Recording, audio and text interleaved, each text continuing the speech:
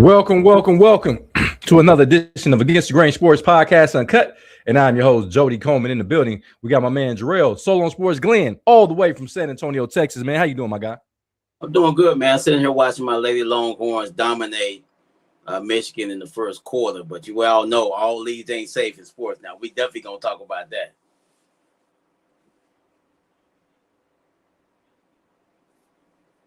Hey, no doubt. We got a lot of great basketball to happen this weekend. Some, of course, some very controversial coaching decisions with the Duke Blue Devils. They fall to UConn 73-72. We'll definitely dive into that. Michigan dominated, rolled over Tennessee, beating every opponent by average of 22 points. Michigan is on a mission. They will face up against Arizona, two number ones. In the Final Four, that's saying champion game, better matchup. NBA basketball, we starting to really get down to the last nitty gritty, the playoff run, and then it's a little football action. Coach Harbaugh was flirting around with maybe potentially bringing Odell Beckham back to the New York Giants, as well as potentially the Browns having a quarterback controversy with Shedeur Sanders and Deshaun Watson. It will be an open quarterback room. And like you said, your Lady Longhorns are playing against the Michigan Wolverines and looking quite dominant quite early, but you know things can change in a hurry, man. But how you feeling down there, so? Feeling good, man. It's Monday, another week, Easter this week. So, yeah, just getting to it, man. We got some rain coming our way. How you doing, brother? Shit, we going to have a lot of rain this week. We got my nephew in the building, the voice of the youth. What's good, Donald, the voice of the youth, man? How you feeling, man? I'm feeling a little better, man. I was under the weather. What Granny used to always say, put your coat on or you're going to be barking. I was barking. I've been barking. Yeah. Yeah, and I was real sick over the weekend, but I'm feeling a little better now. I thought you was sick of what happened. That's what I thought you was sick. I thought you was sick because of what happened this weekend. We'll say down that we gonna get into that, man. Look, that did not help. Let's get into that if we could, man. Let's talk about that right here. The UConn Huskies going to their third Final Four, and for third out of 4 years going to the Final Four. They beat Duke 73-72. Duke was completely dominating this game in the first half. But, you know, things seem to turn rather quickly in the second half. And we're going to get our perspective on all our people on this panel. We got Michael, the people, St. Perry in the building, man. So we're going to go right. I'm going to start with Soul on Sports on this one, man. When you saw this, the way that Duke was dominating this game, and then down the stretch, you see what happened. It looked like a complete, utter choke. What do you think about this, though? Well, it's really difficult to blow a 19, 20-point lead in the second half of college basketball game. It don't seem like it's not enough possessions to do that. But when you stop playing, and UConn got real physical in the second half, I was impressed with the way UConn didn't quit this game. I mean, there were opportunities for them to quit, but I think they're scared of their coach, so they're scared to quit. They think he might headbutt them like he does referees. But I was very impressed with the heart that they showed. Duke just could not hold on, man. Back-to-back years, them blowing leads in a championship-worthy type game. So, tough loss for the Duke Blue Devils. Yeah, man. Donald, I know this is one of those losses that stung, but you were one of the guys that is a Duke Blue Devil fan, but said that they did not have the pedigree to win a national championship. And I guess this is what you were talking about. Donald, talk to me about the outcome of UConn 73-72 victory over Duke. Yeah, like all season, I've been saying we're not that good, but I don't want to lose like that. That hurt. Like in that fashion, it's like, oh my God. But freshmen do freshman things. And until, which I understand what the program is about, is you get your one and dones and you send them to the league or whatever. Until you start having some veterans on your basketball team, you're not gonna really win. So just freshmen doing freshman things. And it didn't come down to the end of the game. We just came down to stuff we're trying to go to, like trying to go to Boozer, and some people not like Reed is not going for that. Like it's just certain players like that's why I keep saying this game don't translate to the NBA level. When you got somebody athletic and physically imposed, he's not like dominant. So we went through 2 different stretches in the second half yesterday. We went 3 minutes without a field goal. You can't do that, and we don't have nobody to go to get us a guaranteed bucket. So it was bound to come to an end. I got a little excited when I seen that Illinois was waiting on us and not Michigan. See, I thought that Arizona and Michigan were on opposite sides. I'm like, oh, we can beat Illinois. I know them other 2 teams we don't got a shot against, but we can at least get to the championship game, and then to lose like that was heartbreaking.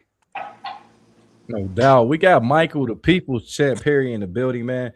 And I know this was kind of like a Christmas day in the month of March.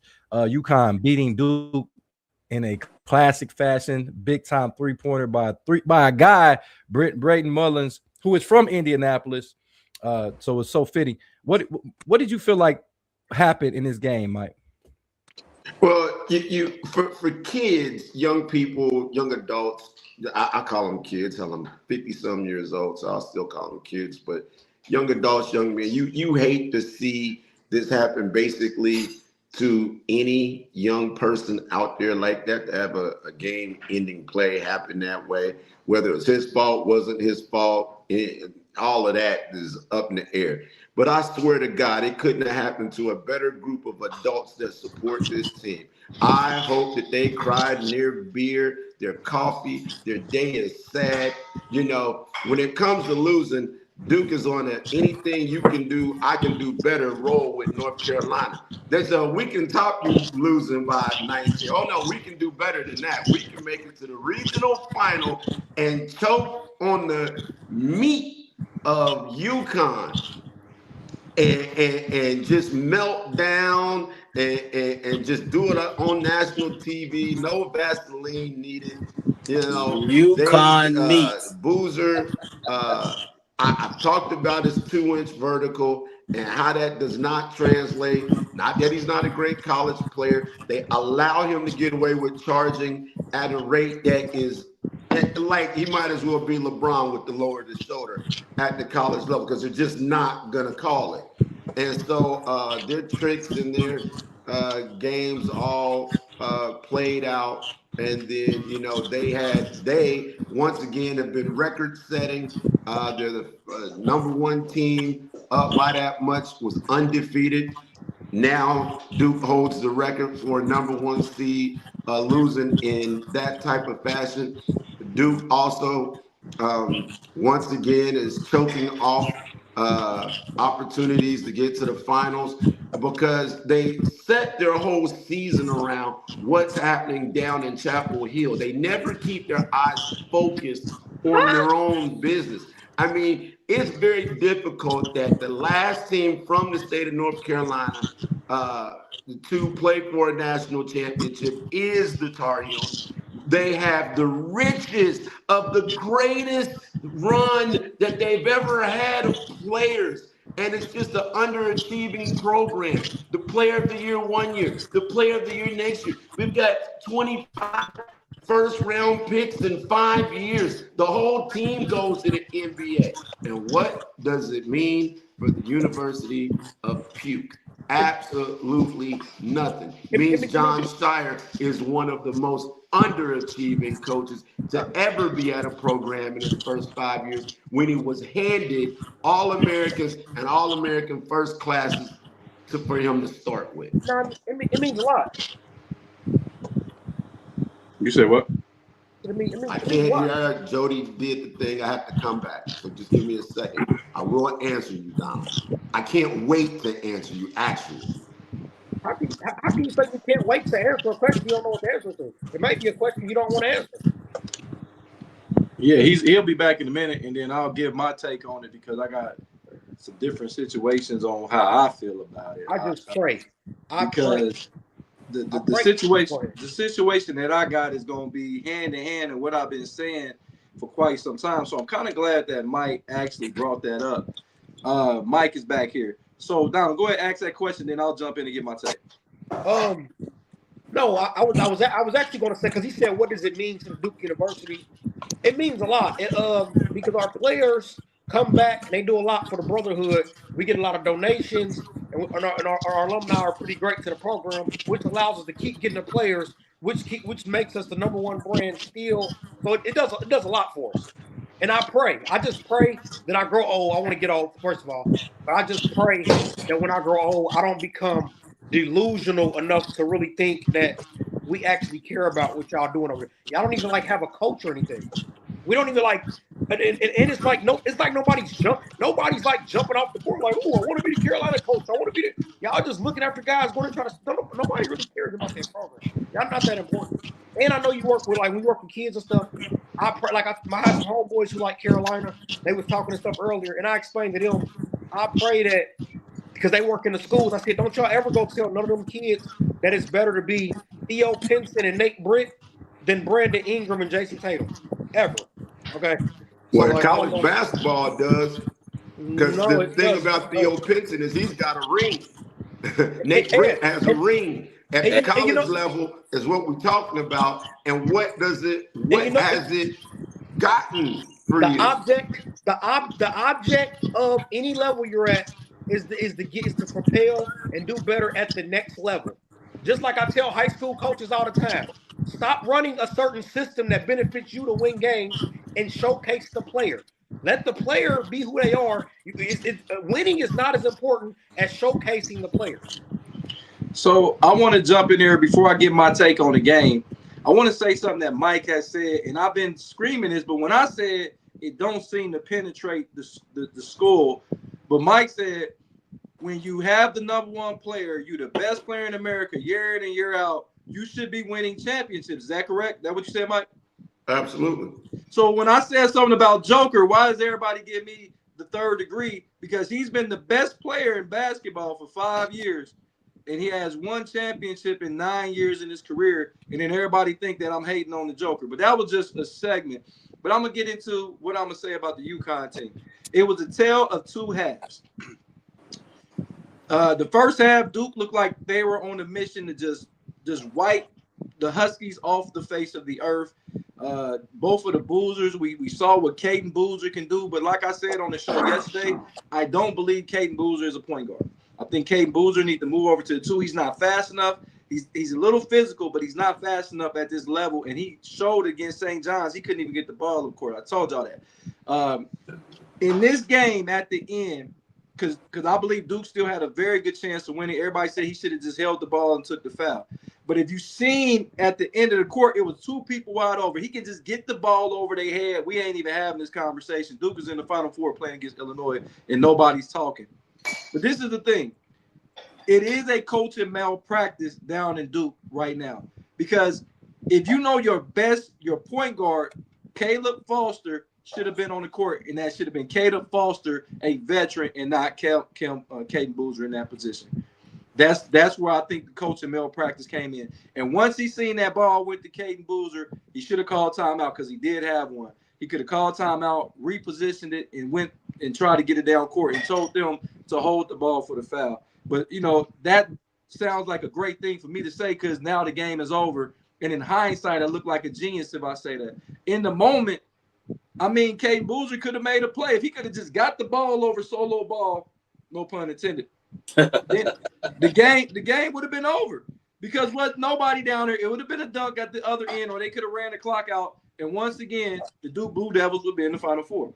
Now, I will go back around the horn because congratulations, UConn. But the way that Danny Hurley coaches basketball needs to be studied. This guy, I know you just spoke about him headbutting referees, sizing referees up. But it was one time, it was the pettiest moment. It was like with the last possession, the ball came to Danny Hurley. Instead of giving it to the referee, that motherfucker set it down by the bench and made the ref have to walk all the way over there and get the ball. And nobody said nothing about it. I said, that was petty as fuck. But so I'm going to go to you. Congratulations, UConn. They will play Illinois. But we got to talk about the elephant in the room. And if you're going to fire Hubert Davis in North Carolina, should John Shire have some heat on his seat? Does Coach K want him fired? If Coach K Coach K still has a lot to do going on in that program, and he vouched for this guy. So if Coach K still cool with him being there, I think he'll probably keep his job. But you don't think? But you don't think he'll get fired yet. Like Mike made a good point. You've been there for 5 years. Yes, no Final Four appearances. You have numerous number one teams, and you have great teams that should have won championships. Last year, though, right? They were Final Four last year, right? No, they went to the Elite Eight last year. No, they were Final Four, bro. They lost to Houston before. I thought they was in Elite Eight. Well, they ain't played for no championship, so. I don't think he'll get fired yet, but they starting to look at him funny though, because hey man, that's back-to-back years. What's going on? It's one thing to lose, but you blowing big leads. We might need to talk if you keep this up. Okay, Donald, what do you think? And you a Duke Blue Devil? I know you're gonna keep it completely raw. I don't think you need to get fired, young. But if they fired Hubert Davis, who had a 70% winning record, what are we talking about down there in Duke? Okay, please let's stop comparing the two programs. This is like apples and oranges. We're not dumb enough to just panic like that. Our guy can get the players we want. We understand that the most important thing at Duke is not winning the championship. If the most important thing at Duke was winning the championship, we would recruit players to stay 3 and 4 years. That's how you win a championship. Carolina, they are fools enough to really be trying to win the championship, getting these players 3 or 4 years, putting the extra pressure on the coach. If we win, so be it. But it's not going to fire him because you don't have the 3 and 4 year players. Out of all the championships that have been won, how many championships have been won with freshmen like that? 3 or 4? Yep. Y'all did it in 15. Us, Kentucky, and that's basically it. So it doesn't really happen. If the commitment was to win the championship every year, you would recruit players that you know would stay, or go to the portal and get players who are of age to win the championship. So I don't think they fire them because that's clearly not the mission, and clearly they like the one and done program. So I don't think you fire them. You saying the Duke's not trying to win championships? No, you heard it there first. If we win it, we win it. But that's not the. I don't think that y'all understand. Like a lot of times in sports nowadays. Oh, we understand. The championship is not the most important thing in sports nowadays. It's not. So what's the most important thing? Yeah. Explain yourself, brother. The most important things in sports nowadays is personal gain and financial benefit. Okay. Is the most important thing in sports nowadays. Okay. Well, if you play well, the money's going to show up. You're going to get paid. That's the money's not an issue. If you do more individually, you'll get more money. Okay. So Michael, the people champ, what do you think? Schreier, I don't think he need to be fired. I didn't think Hubert Davis need to be fired. And I understand Donald said it's apples and apples. They're in the same state. They're rivals. What do you think should be the circumstance that change or needs to change for Jon Scheyer as a head coach over there for Duke? Well, first off, you got to understand, I pray that Jon Scheyer stays the head coach at Duke until probably I die. So, I mean, that's how much I enjoy him being at Duke. That's going to be the first thing. And you just heard, you heard it all in a nutshell. We are the Big Mac. They are the Big Mick. We believe in winning championships. They do not. They're delusional in the concept that I go out and recruit the #1 class every year, and when I don't win it, then I say, "Well, we're really not trying to win it every year. We're just not really trying to. We just want to get guys to pass through in this one and done situation and see how many guys we can load up in the NBA." And I think that's ludicrous. It doesn't even make sense.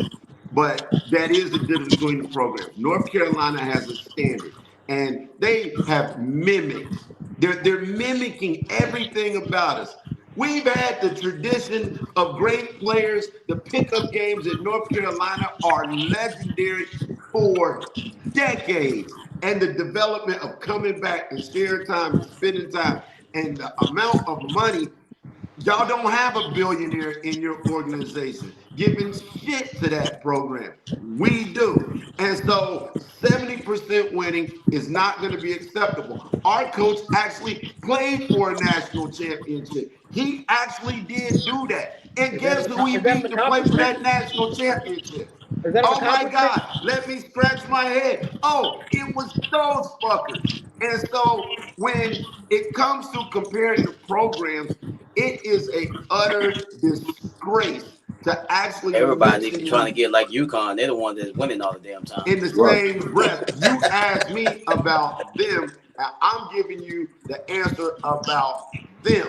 They are little brother. They will always be little brother. They think like little brothers. They operate like little brothers. So let John Shire stay there until fuck it. Let him keep losing. I could care less. Mike, if their little brother, who was UConn? Who are they? They UConn daddy. They They fucking they UConn daddy. as a university You just doesn't made a have good. as many You national just championships as we do. you So just we you don't just take a made back you just seat to them at all, period. Because I include what happened in my made. life. I don't know if you do, Hey, but I do. And then if you look at some other things, North Carolina has been to, I believe it was 28 Final Fours. That is unprecedented. Like the it don't numbers matter that no they more. have Don't put nobody up, and care when you about that talk shit no about the more. one and dones or the going to college early, let me just clarify this shit for y'all. I'm Mike, gonna go. you gotta let somebody else talk, man. Jody, let me just do this one last thing and I'm done. Because Donald says shit we got is a shot ludicrous, clock, and Mike. I just have to Right. address it. I'm gonna go back to Bob McAdoo. That's how far back I'm gonna go, and I'm Don't gonna nobody talk care about about the him no more, number bro. of dudes that left Carolina. When Mike Krzyzewski was sabotaging William Avery from going to the NBA, and when Burgess transferred to BYU because Krzyzewski was screwing him because he was going to the NBA talking against guys because Corey Maggette wanted to go, Elton Brand wanted to go, but he wanted Avery and Burgess to stay. So he shitted on them going to the NBA. He didn't adopt until around about 2014 when he brought in that class. And Sound like you're in a swimming pool. okay, did y'all hear me? Yeah, it's No. we got an audio problem with you, Mike. Clear that up. But yeah, man. Turn this mic off like at the Oscars. You know, some motherfuckers get long-winded. They turn the mic off for your ass. Now it was like on You Chappelle show. They was like, wrap it up, B. Wrap that gavel up, B. So you made a good point, right? You said What's like that? everybody need to be trying to be like UConn. That's all they doing is winning right now, right? Yeah. So boom, if the UConn job and the Duke job comes open right now today, and it's a player to recruit, who do y'all think who do you think what job do you think more people will be after, and what do you think the player who both they trying to get was going to commit to? See, that's a loaded question because nowadays I don't think any of these programs are more than the other one with the NIL money. I mean, we look at coaches. We look at Calipari taking the Arkansas job. I know he got let go at Kentucky, but I think he could have waited around to take the UCLA job. Remember, UCLA used to be one of the blue blood jobs. He could have waited around, took that job. He didn't. He went and took Arkansas. So I don't know, Don. That's a question that I think nowadays is like, that's why, like you're right. It's not nobody like jumping out of their shoes and socks trying to figure out, do I want this North Carolina job?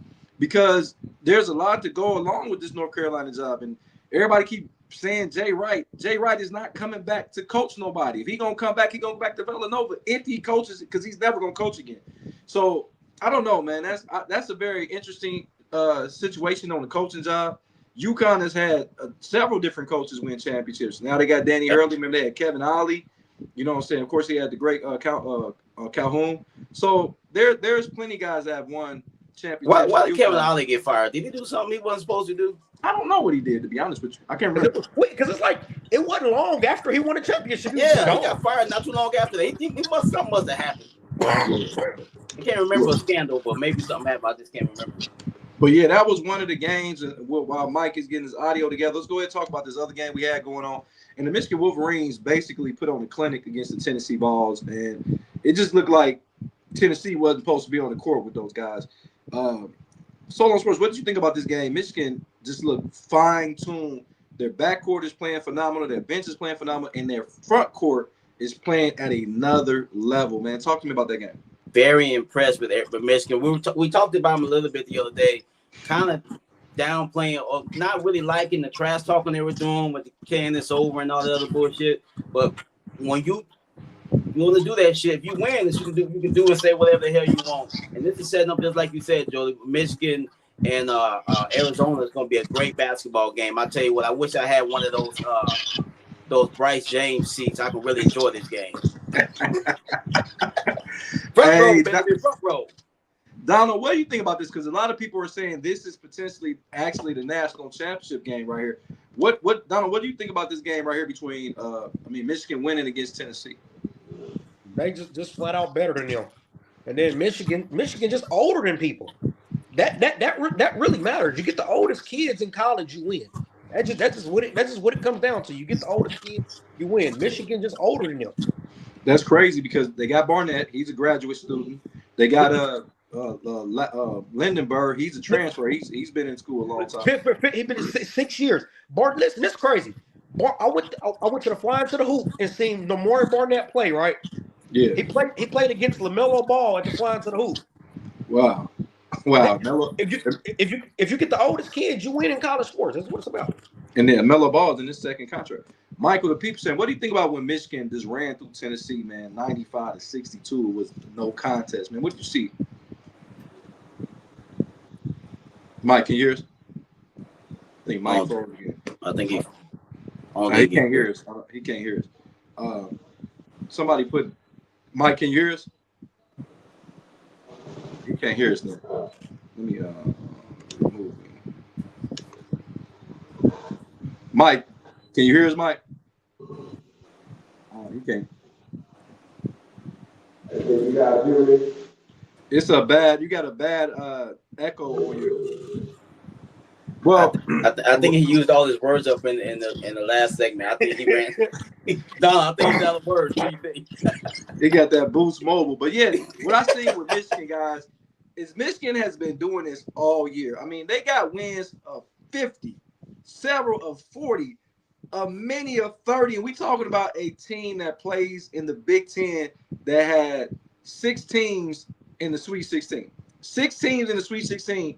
And they were beating teams. They wasn't just beating bad teams in the Big Ten. They were beating very good teams by double-digit points. And Tennessee is not a bad team. Tennessee wasn't a bad team, but they looked bad against Michigan. Nate Matt is a first-round lottery pick. Had 7 points, guys. He had 7 points in that game, and he's probably going to be a lottery pick in his draft. But Michigan ran through those boys, man, and I don't know what's going to happen. I don't know what they're going to be able to do, man. But Michigan had a great game. But let's talk about, since it wasn't really much to talk about, let's talk about this. So now Michigan, a number 1 seed, got to go against another number 1 seed in Arizona. What happens in this game and who wins? I'm going to go Arizona wins this game, but Michigan is tough, man. Like you just said, they're playing with a chip on their shoulder. I thought maybe they would cool down after a few days off, but they haven't. They look strong, but for some reason, this Arizona team, and they got a bunch of young guys on that team, though, Donald. They got a bunch of youngsters on Arizona that's putting up the bulk of their minutes. So I'm going to go Arizona to win that game. Okay. Donald, who you got in this Arizona-Michigan game? I picked Arizona to win it all when it started. I don't want to sway away from that. But if Michigan beats them, I won't be surprised. That age and the way they look, the way they can stay locked in, because to beat somebody by 20 and 30 and 40 points and keep your foot on the gas is mental toughness, which comes with age and stuff. Michigan has that to keep playing and just keep playing and keep playing the same way. So I'm going to take Arizona to win, but if Michigan beats them, I would not be surprised at all. Now, Donald, Michigan and Arizona, they're playing in Indianapolis. That's kind of like a home game for home court for Michigan. Michigan is a lot closer than Arizona. Actually, Ann Arbor to Indianapolis is not that far of a trip. Do you think that's going to matter? I think that is. Now Arizona. I mean, they it's the Final Four, so I'm pretty sure they're going to travel well. But this travel is not still going to be as for the fans as it is for Michigan fans. So I think it's going to be loaded with Michigan fans in Indianapolis, and I do think it'll play in their favor a lot. Okay. Michael, the people saying, what do you think about this? Many say this is actually the national championship game right here between Arizona and Michigan. Who do you like in this game and why? I tend to like Arizona. I picked them to win this tournament, so my bracket is still pretty good. I picked Michigan to get to the Final Four, and I picked that this game would come down to this and that Arizona would win this game. So I'm going to stick with that. Arizona in 97, that was a Final Four year for them in Indianapolis. I was over there for that. North Carolina played in that Final Four along with Kentucky. And I forget who the fourth team was. But in the end of the day, it didn't matter because Arizona won that national championship. That's that banner that's hanging up from 97. So I think they can do it again in Indianapolis. I don't think the crowd deal is going to be, I mean, it'll be a little bit of a home advantage to Michigan, but not significant to the point where Arizona won't be able to compete. This is going to be a great game. Man, I'm going to go against the grain on the panel, and I think the Michigan Wolverines are a team of destiny right now. Now, it's crazy. I speak highly of Michigan basketball. I despise Michigan football. I don't know how I can, the two don't correlate. But in this, I watched Michigan probably about 15 times. I watched Arizona the same amount of time. At some point, the freshmen are going to be freshmen. And their two leading scorers on that team for Arizona are two freshmen. Michigan has seasoned veterans as their lead guys. They got a lead point guard from the North Carolina Tar Heels and Elliot Cadeau. He's been playing fantastic basketball. Their best player is Lyndon Bird. This guy is flat out can play the game. Johnson is a guy that can play. He's been playing bad the last two games, and they haven't even needed a guy that can give you 13 and 8 on the season. So I just think the veterans out of Michigan somehow are going to win this game because of their veteran leadership. And I think if you look at position for position, I think Michigan matches up very well with them. I think this is one of those styles make fights type things. So, and I think Michigan's style of play, because they can do it. They can be physical, and then they can get into, as you can see, scoring 95 points. And I think Arizona can do both things too. But when your two lead guys are freshmen, not saying it can't be done, but when your veteran guys, your All-Americans, your Big Ten Player of the Year is a veteran guy that's been in school 5 or 6 years, I like Michigan to upset that. What do you think, so? I think Mike is right about you, Jody. You're very loyal to your teams, and now you're very loyal to your conference. You cannot tell me you thinking Michigan has nothing to do with them being in the Big Ten. You cannot tell me that has nothing to do with it. Actually, in this situation, no, because Michigan has been Michigan. Now, if I said Illinois, then, but Michigan has been beating. I mean, do y'all remember early in the year when they beat Gonzaga by 50? Do y'all remember that? I mean, and this is when Gonzaga was fully healthy.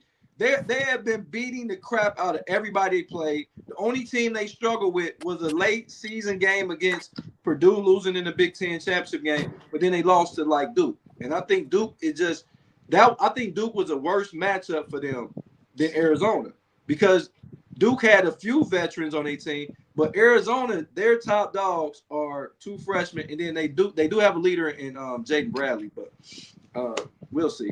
Yeah, it's gonna be a great game. But you did a great job of breaking that game down, and then you still picked the Big Ten. I see it. I like that. You had me. If a person listening to the show that don't know you, they think, oh man, okay. But at the end of the day, you're gonna pick the Big Ten.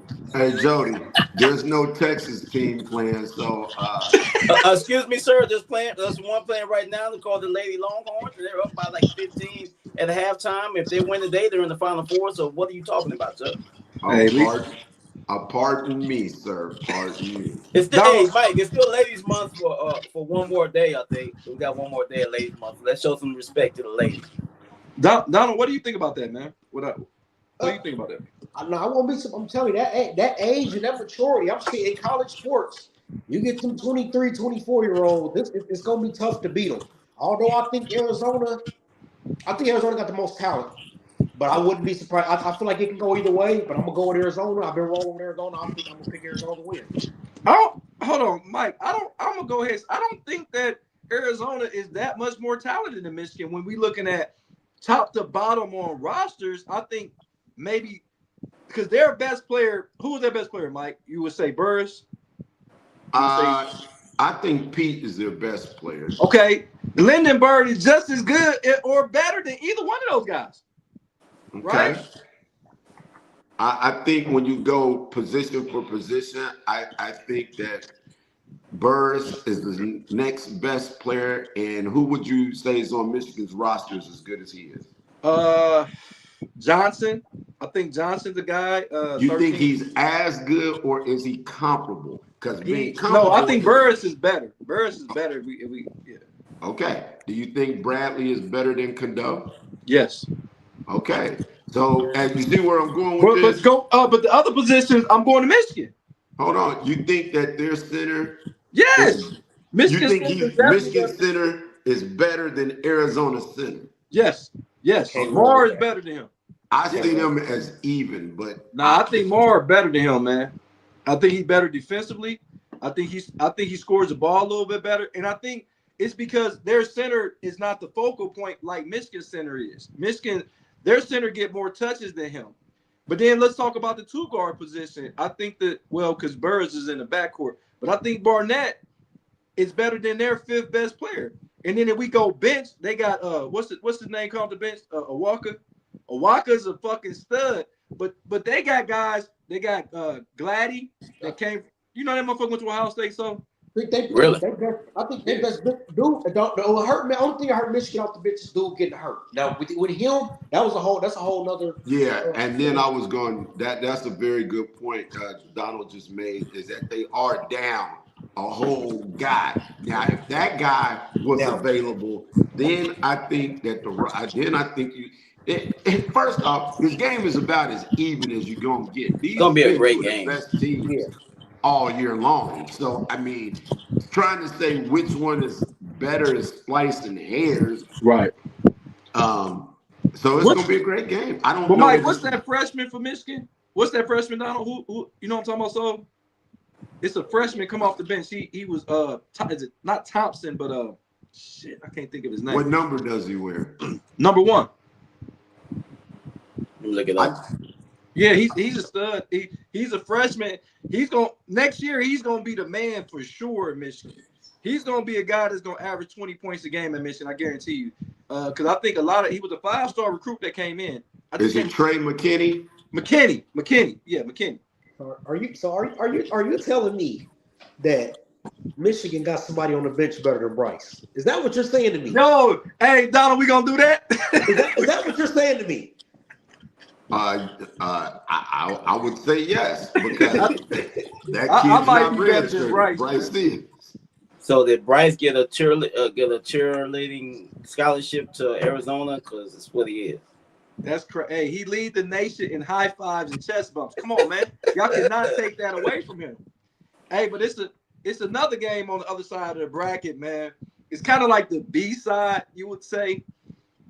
Donald, we got Illinois. This is the team a lot of people would not have picked, especially having to beat Florida, and they had to beat Houston. They had to beat Houston basically on the road because it was right there in Houston. So that was and they beat both of them teams rather handily if you go back and look. And then of course they beat when they Big Ten rivals in Iowa. They beat them pretty bad. Donald, they playing against UConn. UConn's a number 2 seed. UConn just had a very emotional win. You always say about momentum. Maybe UConn is, they're a veteran-led team by Caravan. Who wins this game and why? I'm not a big Illinois fan like that. I'm surprised they're here. I'm gonna go with I'm gonna go with UConn. Yeah, I'm gonna go with UConn to beat. I think UConn to beat them. You think UConn? Okay. I'm not really big on Illinois. Okay, Michael the People Champ. Illinois, their best player is a freshman again, but they got a lot of complimentary pieces on Illinois team, man. They're well coached too, Mike. But UConn is well coached. He'll knock out your referee if you make a bad call in a heartbeat. And you know the talent that UConn has. What do you like about this matchup right here, Mike? Who do you have? I'm going to go with UConn. I think this notion that clearly this is going to be the 640 game. It is the JV game. I mean, we all know that. Yeah. The varsity game will be on next. But I think UConn is capable of beating Michigan or Arizona. They've got championship pedigree. You can't say that they don't. Illinois, like they're very a lot of their guys are tall. I didn't want to call them lengthy because then if we get into that, then we're going down the rabbit hole, you know. But it's a lot of length and width in the paint for that team, and they're a difficult team to beat. There's not a lot of melanin on their roster, but that's just where we are right now. And I got UConn winning that game. I think Reed could be the big difference in that game. I think he's been the difference for UConn, kind of getting this thing rolling. Because to me, I'm very disappointed with Solo Ball. He made some good plays though, Mike. He the one that tipped the ball at the end of the game. I totally get it, but I expected Solo Ball to really take off this year and be that guy, and he's really not. But Reed stepping up and being a traditional back to the basket, low post guy that can get you buckets and then defend, play the passing lanes. I think he's the difference maker for that team, and that might in the end be where things go. But I'm taking UConn. Okay, so what do you think about this one? Illinois, nobody picked them, but they seem to be battle tested. Beating Houston in Houston, I don't think we give Illinois enough credit for that. Beating Houston in Houston, and Houston had a damn good team, but now you got UConn who had one of the most epic victories we've probably seen in NCAA history, beating Duke, and we know they're well coached as well, man. Who do you like in this, though?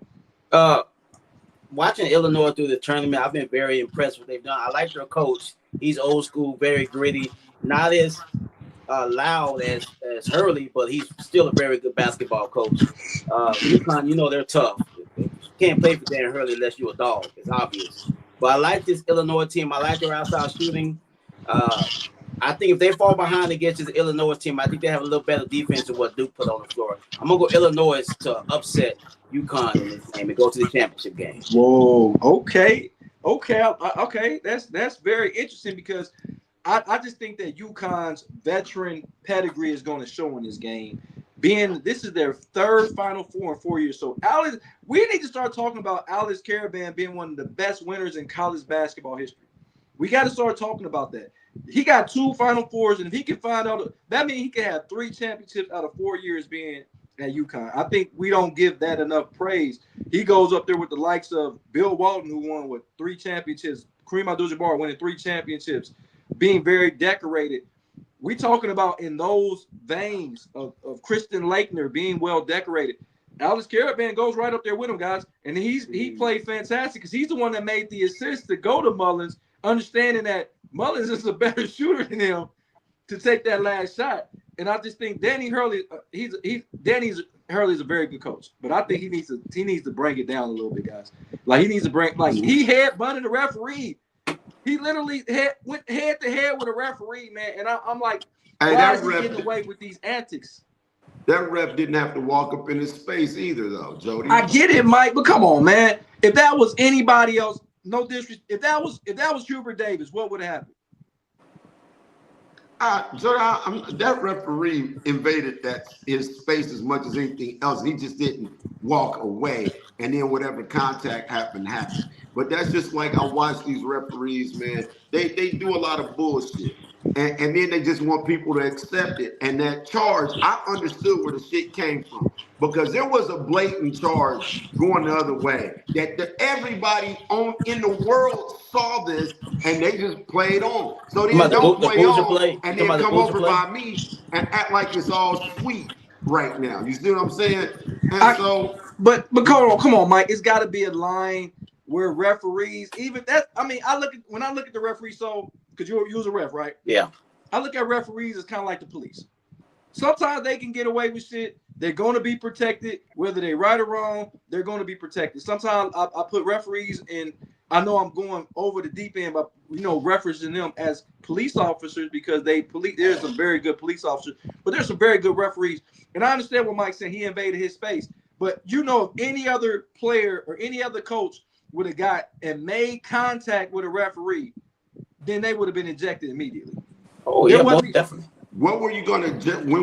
So you were gonna call a technical foul and with 0.3 seconds left because this was after the shot and in the heat of in the swarming of the moment. There's no way that was gonna be called on no. I understand, but right is right and wrong is wrong. You cannot make any physical contact with a referee. But the referee invaded his space. I mean, it's not like he walked up on the referee. The referee came right up to him.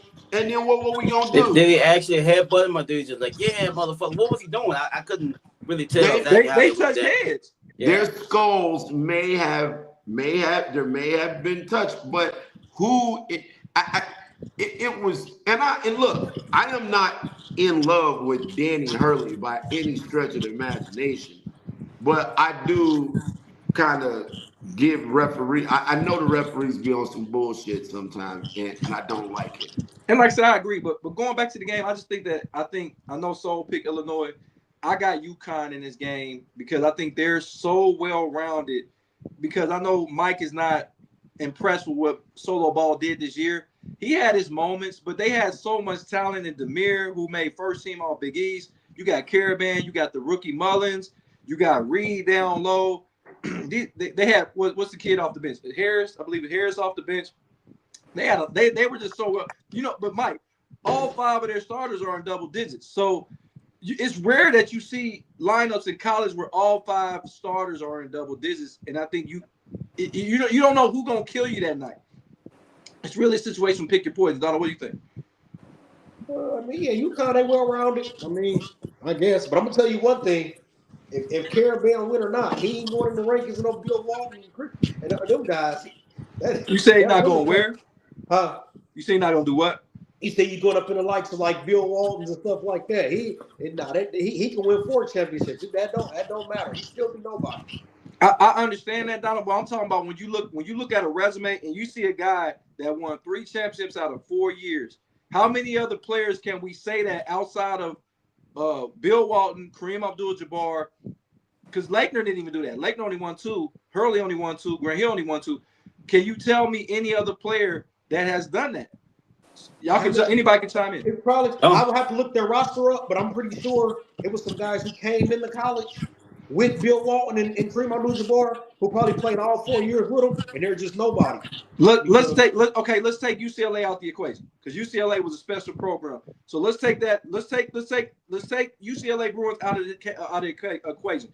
Name me somebody else out because you're right. It's gonna be. Didn't Jamal Wilkes play on any teams, Mike? Did Jamal? I believe so. I think he played at the tail end, right? He played with Walt. Jody, I'm gonna make you understand this. Like I'm old, but I'm not that old. No, because I know you like Jamal Wilkes. That's what I said. I said because I know you like Jamal Wilkes. He asked Mike all the old questions. He gives me every show. He asks me. Well, Mike, it's your fault, Mike. You always say, Mike, it's your fault. You always tell Jody, you might be a little too young to remember. Right. hey, so, and I get that. But this man is asking me, hey, did Christ really born in Bethlehem? Did Eve really bite that? Did Moses really split the Red Sea? I don't know. Mike, were you there for that? I'm like, hey, man, like. But on the real, on some real. So anybody, Mike, Donald, anybody can chime in. Tell me, anybody else that can really say they got 2 to 3. Joakim Noah. What about the Villanova boys? What about the Villanova boys? They got 2 or 3 rings, right? They got 2. They got 2, right? Yeah, I think they only got 2. My thing is this. I think 2 things can be true at once. I definitely agree with Donald on this. Like, dude is me. Now, he may be the Robert Horry of college basketball.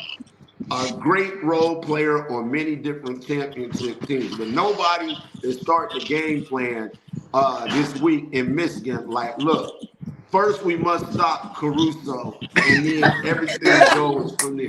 That is not going to be what the game plan is for this week.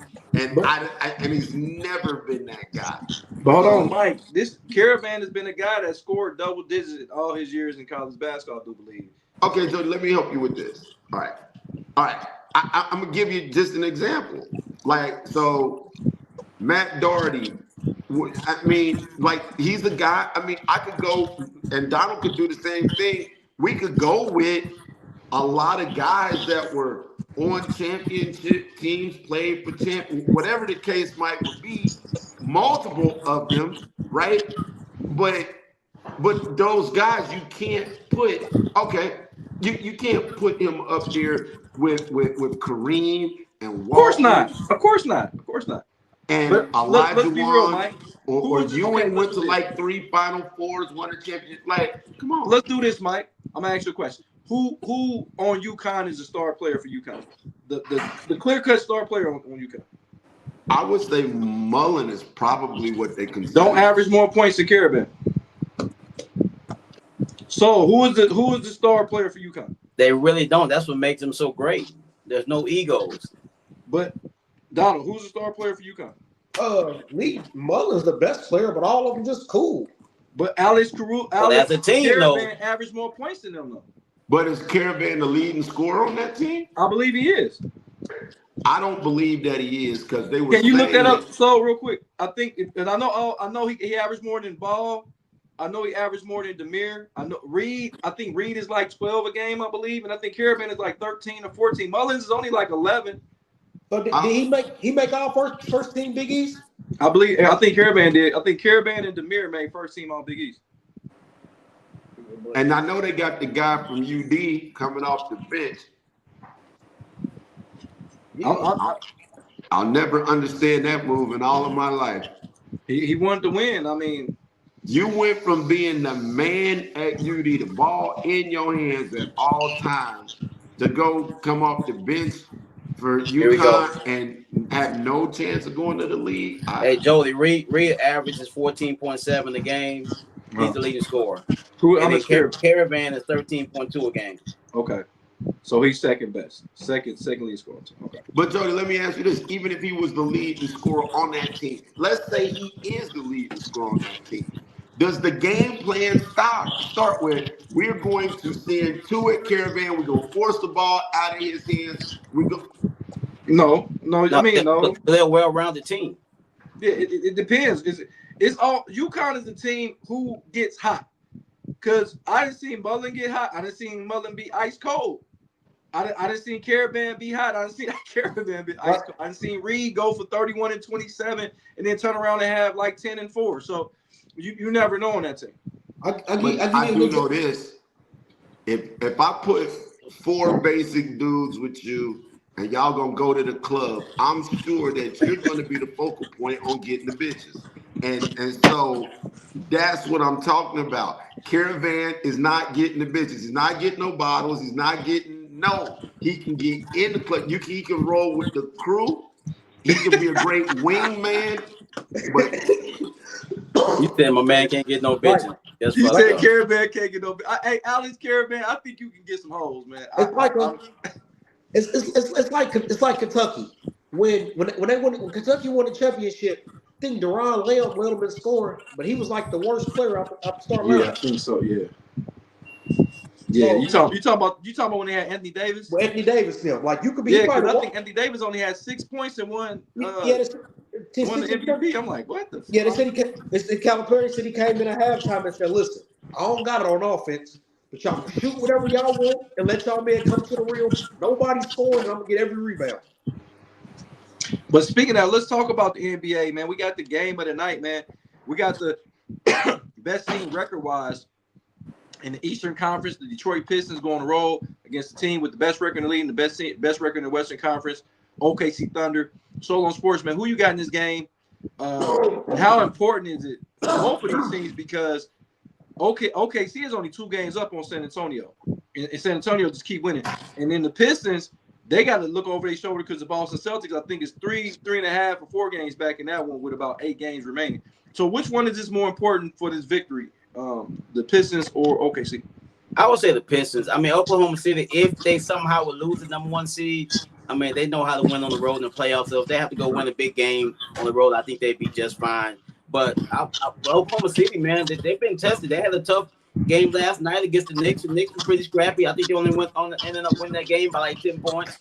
And now we got a back-to-back. So this is gonna be a tough game. But I'm still gonna go Thunder to win this game tonight because I don't think that the light-skinned assassin's back from the Pistons yet. He's still out with that collapsed lung, right? Yeah, I think he's still out. Yeah. Yeah. They've been I'm playing. gonna go OKC. But they've been playing fantastic without him. That's showing. They have. But the Thunder, the Thunder got a lot of tough games toward the end of the season. They were showing the Thunder schedule versus the Spurs. The Spurs are playing a whole bunch of lottery teams. Oklahoma City got to play Detroit. They got to play the Lakers twice. They got to play the Nuggets. Like, goddamn, they might fuck around and lose this shit.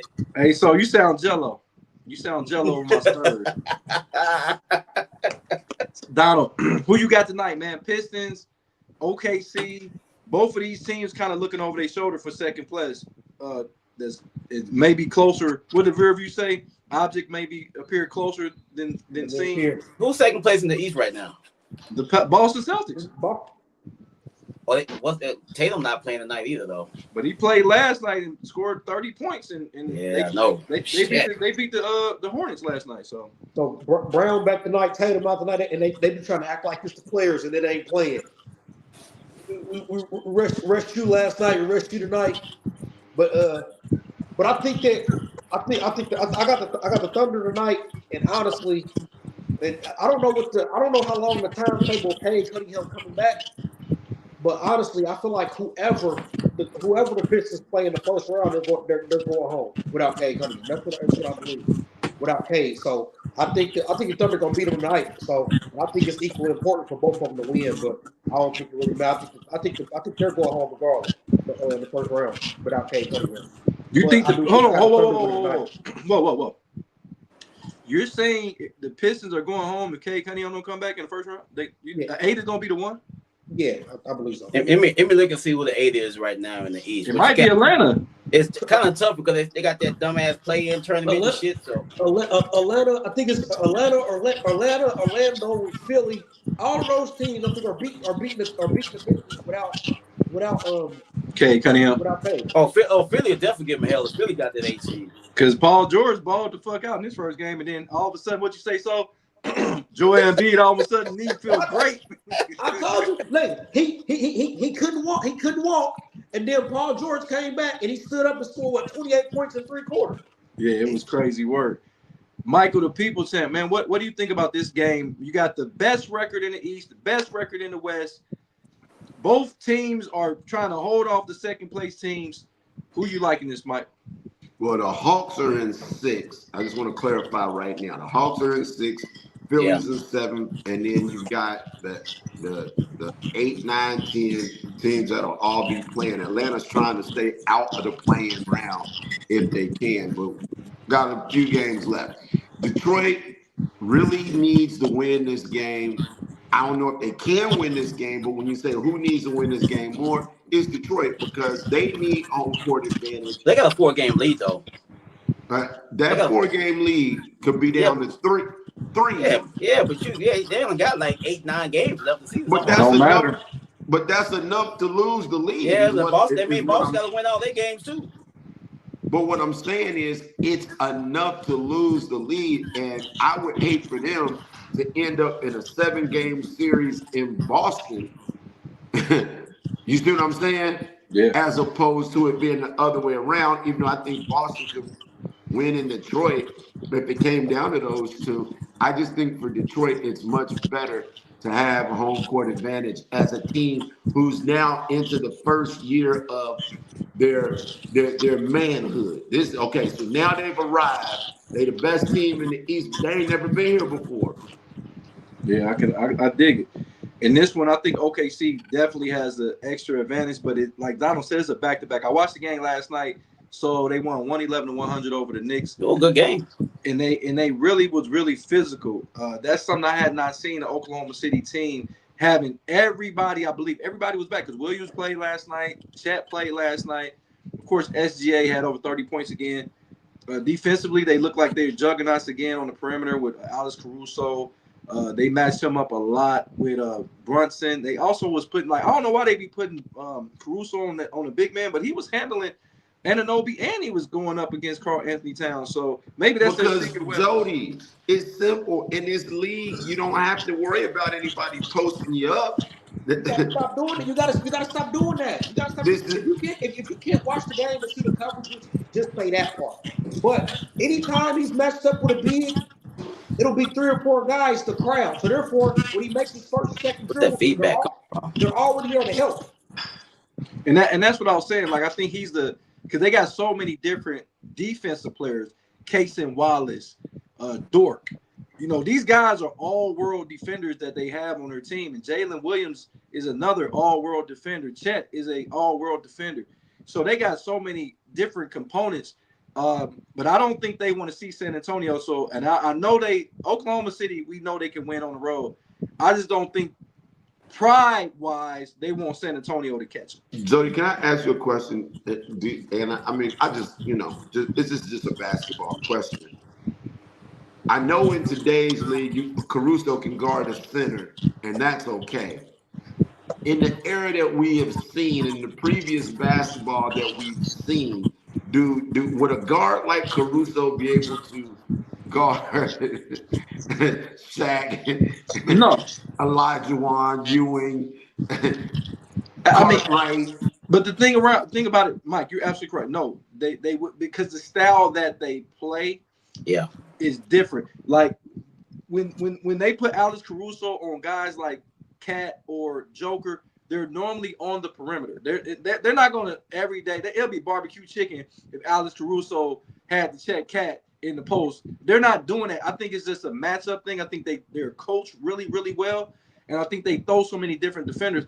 But I'm gonna go with OKC tonight because OKC is San Antonio is breathing on their neck. They probably hair on their neck is standing up because San Antonio, and plus Wemby is trying to win MVP and Defensive Player of the Year in the same year. So Wemby ain't sitting down. Wemby is gonna play every game because he can't miss but one more game. Yeah, one more game. So he wants to win MVP, and I think if he plays it out, I think he will win. I don't know. I don't think he's gonna win MVP. I think he's gonna win Defensive Player of the Year. You know how the NBA is. They like to make you wait a little bit longer. I think SGA gonna win that damn MVP again. I really do think that. Speaking of that, so you think SGA is gonna win MVP? Yeah, as he should. So I mean, Donald, you think it's SGA too? Yeah, he's having a better season than last year. Mike? No, I do not. We all know who I think should be MVP is not even close. The Boston Celtics being in second place in the East in the NBA. When we look at the beginning of this season, and the first question y'all asked me was, okay, so what's your boy gonna do now? Is he gonna be able to da-da-da-da-da? You remember that? But have you noticed his numbers have dropped since Jason Tatum been in the lineup? I'm asking you a question. I want to start with the answer to that. Yeah, he played fantastic, but his numbers have dropped since Jason Tatum. And so, but he is still the alpha dog on that team, and everybody knows it. I mean, it's not a question. And because Jason Tatum he had one good scoring game, which was yesterday, of which Brown didn't play. I guess he's got something going on. But the Boston Celtics would not be in second place in the East without him and all of these other teams. The Thunder played several games without SGA, and they just got that much talent. Yeah, but Jaylen Brown might be lucky to be top 5 in voting this year. I mean, he'll be behind. What I'm saying is just off of accomplishment, what I see in this league right now. If you're gonna take that, I think Luka Doncic should be the MVP. If you're gonna say that, because Luka Doncic, we know LeBron James has been in and out of the lineup, Austin Reeves been in and out of the lineup. And where is the Lakers at? The Lakers are in third place in the Western Conference, which is a tougher conference than the Eastern Conference. So Luka Doncic has been averaging. He leads the league in scoring. This guy has been playing phenomenal. I guess since he got divorced, the divorced Luka need to go up there with the Olympic Melo. Like he's playing like Olympic Melo, bro. Like Luka Doncic. Of course, my heart. I want Wemby to win it. But if we really want to be real, Luka Doncic deserves an MVP this year, guys. I think he does. I think Luka Doncic does. So if we're breaking it down, you know that Jalen Williams has missed about the same amount of games as Jason Tatum, right? Yeah. Where are the Thunder at? They're number 1 in the West, right? Chet's missed a lot of games. They're number one in the whole NBA. SGA is averaging what, 32 points. He's shooting like 50 over like 55, 56%. He's number six he's number 6 in the whole league in defensive rating.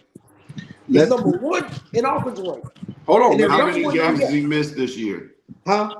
How many games has SGA missed this About year? 13. Okay. So to me, him and Jaylen Brown, Luka, you can throw Luka in there, and I think Wemby. I'm not saying that, I'm just looking at it this way. If I looked at the team that all of these teams right now, the Celtics were not supposed to be in second place in the East. But nor was the Lakers. No, everybody had said the Lakers was gonna be a playing team. And this is the thing. I'm gonna go and y'all can name y'all MVPs. Don, I'm gonna go with you. So y'all both pick SGA and he picked Jaylen Brown. Who averaged more points a game than Luka Doncic, right? Yeah, he shooting the ball 30 times a night. Hold on. But who averaged more assists out of those? Luka Doncic. Who averaged more rebounds out of those? Luka Doncic. Okay. Can I Team in third place. Can I ask you this question, Jody, in retort to what you're saying? Do you think that what are the odds of the Lakers coming out of the West? They got a very good chance. They got the third best chance coming out the West. I don't think they can beat San Antonio or OKC. Okay. What is Boston's chance of coming out of the East? With Jason Tatum, very good. They probably are the favorite. We talking about a regular season award, though, Mike. No. What I'm saying is I'm going a little bit further because look, if we don't get league MVP, then we'll just be right back on course for Eastern Conference Finals MVP and Finals MVP. I know how this story I see what you did there. can play out. I see what you did there. But we talking about war. This is why I'm not knocking that Jaylen Brown got the Eastern Conference Player in the Finals MVP or whatever. But it just was established about 4 years ago. Like Finals MVP has been around forever, right? And All NBA first team has been around, and Jason Tatum has made All NBA first team 4 different times. Nobody would rather be first team All NBA other than NBA Finals champion, unless you and Donald are now thinking the same. That championships don't matter. What do you mean you don't want to be first team All NBA? Why would you have the NBA Finals MVP and have a ring? I got one for you. And now you lie if you want to. Would you rather be Andre Iguodala or Charles Barkley? Chuck. I'd rather be Iguodala. Why? Why would you want to be Iguodala? Listen, he's gonna lie. He's crazy. This is where it's not real, Donald. Steph Curry did not. We know Steph Curry is the best player in Golden State history. Well, Will Chamberlain. He might have passed Will Chamberlain. Steph Curry is the best player in Golden State history, right? He did not win the MVP, but 1 time out of 4 championship runs. Are you telling me he's not a good player? And Iguodala, and I think Kevin Durant won it twice, right? No, he didn't ask me that. He asked me about. But I'm asking this. So I'm saying you keep saying that Jaylen Brown is the best player because he won Finals MVP, but Joe Dumars won Finals MVP, and he's not better. He's not better than Isaiah. He was better than Isaiah. I just add something based on the logic that you presented to me, that a person would rather be Finals MVP and a champ rather than be first team All NBA. I would rather be Finals MVP than be first team All League. That's just me. I would rather be deemed the best player of a championship team. I'd rather be. But you're not the best player, Mike. Are you telling me Iguodala was the best player? Was he even the top 3 player on that team? Clearly. He was top 3 player, so he was better than Clay, he was better than Draymond, he was better than Steph. You telling me he's better than them 3? In that series, yes. I said player. I said overall. Yeah, you just say anything. We can. We wait some time now. I know for sure, 100% fact, he doesn't think that he would never put Iguodala over Charles Barkley. But that's just you didn't ask me if Iguodala was a better player. You asked me would I rather be Iguodala than Charles Barkley, and I would. Okay, I got one for him. Okay, since that matters so much, Mike, would you rather be Kevin Durant or Robert Horry? I'd rather be Kevin Durant because he was Finals MVP twice and got 2 rings. But he Robert got Horry just 7. has more rings. He But was a Robert role Horry got player. 7. He never won Finals MVP. It don't matter. He still got 7 rings, and he was a reason why You they can't won. compare. We're talking about Finals MVPs, and you threw somebody in there that was just a guy that won multiple rings. John Sally has 4 rings. I mean, I could go on with the number of people that have. How many Will Purdue got? 3. He got 3. Hell, Scott Williams has more rings than any Duke player that ever Here we played go. in the NBA. Here we go. Let's keep Hey, it moving. Yeah, I know. That's the thing. That excites you. We don't really, That the stuttering starts when the facts come out. That excites you. We don't care about that. Nobody cares about Scott Williams. Nobody. Hey, Scott Williams don't even care about Scott Williams. What this say? Hey, man, they don't even matter no more. We don't worry about them. They don't even count no more. We got to wrap the show up, but it's some things going on in NFL. Solo Sports. The big thing is they interviewed John Harbaugh with the Giants, and they were talking about potentially reuniting Odell Beckham with the New York Giants organization. What do you think that's a good thing? Odell Beckham hasn't played in 2 or 3 years, I believe, 2 years. Yeah. Do you think that's a good move? Is he gonna be a good locker room guy for some of them young guys? What do you think about that? I wouldn't bring him back. They're basing this off a flag football game he played when he had a couple of nice catches. That's what they're basing this off of. No, Odell Beckham. They're going to sign him and just put him straight to the injury reserve. He's going to get hurt. Old people get hurt. He ain't played in 2 or 3 years. They ain't been hit. No, I don't think it's a good idea. Okay. In there. Michael, the people said, what do you think about that? John Harbaugh actually, it's actually a headline of potentially bringing in Odell Beckham back, who has not had 1,000-yard season since he played in Cleveland, which was, I think, in 2018. His last year was with the Rams, though, wasn't it? Yeah, but he had his last 1,000-yard season with Cleveland. And that was in 18. Do you think that that's a good move to bring Odell Beckham back in? Absolutely. I think 1, it may sell some tickets. 2, I think you got Neighbors in there as a young receiver who could get some mentorship on, how to prepare yourself, how to, what different things, somebody that he could go to. Odell played very well in Los Angeles as part of that roster. Didn't cause any problems. He's really not a problem guy on a roster. And I just think that it's not the worst thing that anyone could do. Hell, if you can go get Phillip Rivers to finish out the season down the stretch, then you can go get Odell Beckham to be on your roster. Okay. All right, Donald, what do you think about Odell Beckham potentially coming back to New York? I think it's cool. I don't think I hope they're not trying to bring him back like you're going to be our number 1 receiver or nothing like that. Now, if you just want to play some, spot downs here and there, be a brand ambassador. He's highly popular. Gonna sell some tickets, make you a lot of money, and he can just turn up the locker room. Like people like this. They say for front guy, people like being around him. So I don't think nothing wrong with him. Bring him back. And last time I seen him play, he won a Super Bowl. So let me show him otherwise. But he played at Miami and he played in Baltimore since then. He was on the roster. He didn't do much play. He didn't play. No, he actually did play for Baltimore. I forgot he was at Baltimore. Yeah, he did play for, but he had like 500 yards receiving. This is my thing with Odell. I think sometimes because he also, if he does go back to the Giants, he still got a suspension that he got to. Y'all forgot about his suspension. He got to go. Was it PED, right? Yeah, PED. So whoever picked him up, he still got to do his suspension. It ain't worth the headache, man. So why would you want to bring him to a locker room where y'all have not done a lot of winning? The Giants are not. They're not a winning organization right now. They're a winning organization. 4 Super Bowls. You got to say they're a winning organization. But bringing Odell Beckham back to do what? To potentially get some headlines. I don't think New York needs that. I think New York got enough talent to go out there and actually win football games. To not have that shenanigans of Odell Beckham. Odell Beckham, in my opinion, when he played, he was a top 3 wide receiver. Antonio Brown and Julio Jones and the other guys that played during the era, I think he was just as good as those guys. But that time has passed. No disrespect. He was electrifying. We know him from the one-handed catch against the Dallas Cowboys. That's going to always be remembered. I'm a big fan of Odell Beckham.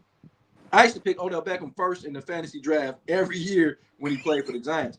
But like I said, the last 1,000-yard season he had was in Cleveland, which was now about to be 7 seasons ago, guys.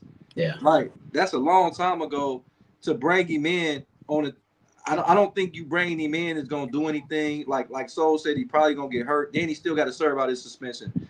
I mean, it's kind of like a waste of time. So, no, I wouldn't bring him back. I don't like it. But it's one more thing, Donald. The Cleveland Browns have already announced that it's going to be a quarterback competition in Cleveland between the Shedeur Sanders and Deshaun Watson.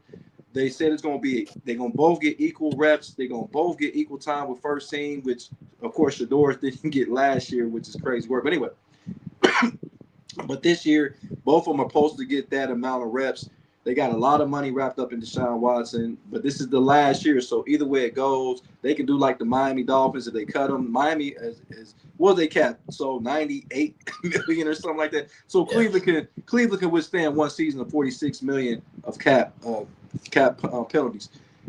What do you think is going to happen? Does this mean good or bad for Deshaun Watson and Sanders? I don't know. I honestly, I think Watson's probably better. Like, I'm not the biggest Shedeur fan. I mean, I just don't understand what Cleveland be doing. I feel like make a decision. I just don't understand what Cleveland. It's just a bad place to me. I just don't understand. I just don't understand it. But what I say, I mean, I guess competition is healthy. I guess that's what they say. But my thing is, if you know you're going with Shedeur for the long term, let them play now. Or if you're going to willingly let them sit behind Watson. Oh, nobody want to sit behind Watson. Oh. But if you want them to sit behind Watson and learn a year, just let them be the starter and that be that, and then cut Watson next year and let them cut bait with him next year and let Shedeur play in year 3. But I just don't understand the whole logic for the Cleveland organization on some stuff they do. You do know Watson's only 30 years old, so it's not like he's ancient. And a lot of people 30 years old, they're just now getting their big payday. So Deshaun Watson, we knew what he played a couple years ago, how good, and he led the NFL in passing yards. So it's not like he didn't have any success in this league. And to be honest, in Cleveland, he was just hurt. It wasn't anything else. He was hurt. What year did he lead the NFL in passing? I think 2019. And that was 7 years ago, right? Yeah. What's the difference in his 7 years ago and Odell's 7 years ago? Because he actually played quarterback after that. Just because he didn't lead the league in passing, he still won games for Cleveland. I'm saying Odell still won a Super Bowl more recently than that. Yeah, he won a Super Bowl when he played half the year and got hurt in that game. He won. He got hurt in that game. He got hurt in the Super Bowl. You're right, he did. He got hurt. He gets hurt every time he touched the field. Right. But he's won. Watson don't. Watson got hurt in 2 seasons. Odell Beckham been hurt in like 6 seasons. Bro, let me tell you something. Let me tell you, Donald, let me stop you right here. I'm going to save you a lot of agony and pain because I feel exactly where you're headed. But let me tell you something. That guy that we talked about, so referenced him earlier, that loyal guy that's going to stand by you through a burning house with gasoline drawn on is showing up right now for his godchild. Hold on, Mike. We got to understand that he's only 30 years old. Like, y'all act like Daniel Jones get hurt every year. That motherfucker just signed a 2-year, $88 million deal. He's hurt every fucking year. He's playing 1 fucking complete season out of 8. So what I'm asking is, are they going to give Deshaun Watson another contract, or he's going to play in Cleveland after this year? We about to find out. That's what I just feel like you got to make a decision. This guessing who's going to be the quarterback with our team every year, I just don't think that's the answer. Okay, Mike, what do you think about that quarterback competition? People say every position should be up for competition every year. That's what I heard. And back, I knew guys played in the NFL. it's healthy to have competition at every position because that means you're getting the best of the best. Mike, what do you think about the quarterback competition in Cleveland? I guess it's starting now between Shedeur Sanders and Deshaun Watson. Well, anybody that told you that told a goddamn lie, because there were several years where for great quarterbacks, there was no quarterback controversy in Dallas. There was no quarterback controversy in New England. I didn't say controversy. I said competition. Controversy and competition. Okay, let me take that. There was no competition for Brady's spot. There was no competition for Terry Bradshaw's spot. It wasn't. Hold on, Mike. No, I can't let you say that. So why you think Tom Brady wanted Jimmy Garoppolo fucking traded? Why do you think you're talking about 1 year when Belichick was clearly off of his rocker. It don't matter. He got him traded, right? And again, there was no competition. Because he got rid of him. Precisely. And the ownership said no competition. I don't need competition at the quarterback spot in the NFL. You might need quarterback competition in college and high school, but not in the NFL. Now, that said, Deshaun Watson is poison. You're going to love this. If he follows the path of Sam Darnold and your money and your guy Danny Dimes, he will be in position to be the people's champ comeback player of the year. The opportunity is in front of him. All he has to do is beat out a second-year guy who's still trying to find himself, and he can be in that position. Or this could be the launch of the Shedeur Sanders era, and we get the greatest goodness out of Shedeur that some of us believe that he could be. You're actually in a win-win situation with this. Okay. So, quarterback competition. I believe iron sharpens iron. Now, is it an idea to have a quarterback competition? No. But the Indianapolis Colts had a quarterback competition. But it's great for Indianapolis, but it's not great for Cleveland. Is it great for Kansas City? No. Well, they have a quarterback. They got a quarterback, though. Cleveland don't really know. But that was my point.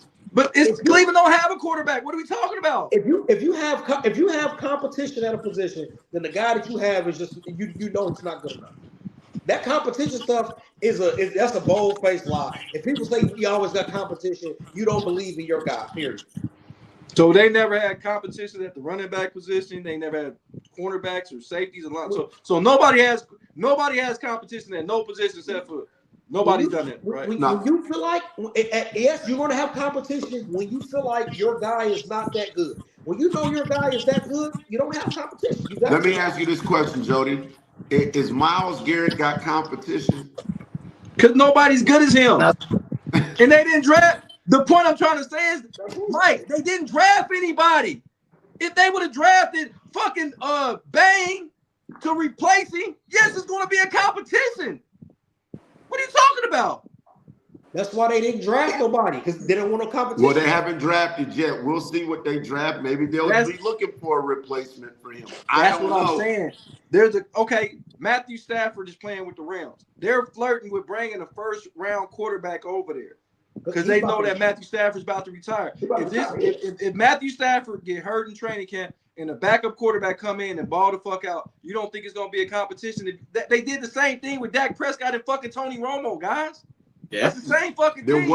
No, they didn't. Yes, when they did. Romo got hurt. And Romo never got his job back. Tony Romo never got his job back. Never got his job back. What I'm saying is there was no competition because when Romo got hurt, Dak was playing so well. Romo never got it. There was never Romo retired. There was never a time when they were saying, hey, let's sit Dak down. Let's put Romo back in and let's see them battle it out. Nobody ever said that. So what about when Seattle went and got fucking Matt Flynn to be the starting quarterback from Green Bay, and then they drafted Russell Wilson? They had a competition, and Russell Wilson beat him out to be the fucking starter. What are y'all talking about? And then how much after that did Russell Wilson have a competition for quarterback in Seattle? He had a competition with Matt Flynn. He was a rookie. When you're a rookie, you're just coming through the door. Okay. My thing is, all these guys we naming now, I don't think are that good to where it shouldn't be competition. That's my whole thing. Why should I'm gonna ask you a question, Joe. If you're gonna bring Deshaun Watson back with the amount of money he makes, he should be allowed to fight for a starting job because it ain't like Deshaun Watson. I mean, it's not like Shedeur Sanders went out there and threw for 5,000 yards last year. So no, yeah, and it's new head coach, and the head coach from the guy from the Baltimore Ravens. Maybe Deshaun Watson can fit better in that offense than he did with Stefanski. I don't know. So yeah, he should be able to fight for that job. But I do think though, whoever loses is going to be out of there. I will. That's my point. And I'm okay with that. Yeah. I'm okay with that. I think there are circumstances where competition would be good, and Cleveland's circumstances that. What I was talking about is the overall. The kid at Washington, they're not. He was hurt last year. Sophomore jinx. There's nobody coming in because they don't have anybody. But guess what? In Atlanta, with Penix, they went and got fucking because he's hurt all the time. Hold on, listen to what I'm saying. Tua's hurt all the time too. Shit. So you got Tua. If Tua plays well, Penix may not be on the Atlanta roster again. Penix ain't gonna be ready to start the season, bro. All I'm saying is it happens all the time. That's all I'm saying. It doesn't happen on championship teams. Mike, you do remember that Troy Aikman almost lost his job. He almost lost his job to Steve Walsh. Matter of fact, I'm gonna throw another one at y'all. Y'all didn't almost lose his job. I'm just saying, Mike. Hold on. Jason the Hefty Lefty in the comments. Don, I'm about to educate you. I don't think you was even born yet. Do y'all know how many times they tried to replace John Elway at quarterback in Denver? Yeah. They tried to replace him with Gary Kubiak. Matter of fact, when they played in the playoff game against the Buffalo Bills, they took John Elway out the game and put Kubiak in. And the Buffalo Bills won 10-7. And they went to another Super Bowl. Then they went and got Tommy Maddox. They tried to replace John Elway several fucking times. So why y'all talking about there's no competition when you got a star quarterback? Get the fuck out of here. Do some fucking history lessons. I'm telling y'all, John Elway tried to do it him 3 fucking times. You can pick one guy. Here's my thing. You take if you're gonna do that one time, how many times has it not been competition with a sport? I bet it's a million more times than that. But it's always gonna be one idiot that think they smarter than the program. I'm gonna throw another one out here, and so gonna be at a cosign. They tried to get rid of Warren Moon for Cody Carlson. Yep. Am I right or wrong? Y'all act like this shit don't happen. Okay, that's two, right? Those are 2 Hall of Fame quarterbacks that tried to get replaced. Troy Aikman was in a quarterback controversy with fucking Steve Walsh. Mike, you know that. Yes, he was. They took Steve Walsh in the supplemental draft because they hired Gary Stevens to be the offensive coordinator. He knew the offense from Miami, and that's why they took Steve Walsh. Jimmy Johnson never said, there was never a debate that Troy Aikman was going to be eventually the starting quarterback. So why did Steve Walsh start in some of them games? Why did Jason, Wade Wilson, and Tommy Kramer? Thank you, Jason. It happened a lot. It doesn't happen for teams that are competing. You're talking about Minnesota was competing for a championship. John Elway that good. The rest of these guys I ain't educated on, so that must mean they probably wasn't that good. Because what I'm John Elway's a Hall of Famer. Warren Moon's a Hall of Famer. What are we talking about? So this is my thing. So you name, okay, I'm gonna give your name 3, but I'm gonna give you 5 situations, right? Where I'm giving you that 5 situations where that's competition. But now, and that's in the history of football. I can name you 5 situations right now where there's no competition. We're not saying it happens every spot, but it does happen. I got another one. Eli Manning and Kurt Warner. There was a quarterback controversy. Eli Manning ended up being the starter. I'm going to go with another one. Phillip Rivers and Drew Brees. Why do you think Drew Brees ended up in New Orleans? Because Eli, I don't know how that happened. Carson Palmer and Kurt Warner. I think so I'm going to go through the quarterbacks right now in the NFL that there's no competition, and I'm going to start in San Diego. I'm going to start with you missing what I'm saying. There's no team. I know that. You're missing what we're saying. Hall of Fame I just named 5 Hall of Fame quarterbacks that somebody was trying to replace before they in their prime. They were in that. John Elway was in his prime because he ended up winning 2 more Super Bowls. Warren Moon was in his prime. Troy Aikman was in his prime. Kurt Warner was in his prime. Troy Aikman was not in his prime. That happened Troy Aikman's rookie season. He was not in his prime. He wasn't in his prime. He went to the playoffs the next year. So they tried to get replaced, or they didn't get replaced. They tried to get. No, Kurt Warner got replaced. Guess what? Kurt Warner lost his job, and he just won the MVP twice. He won the championship and got replaced by Mark Bolger.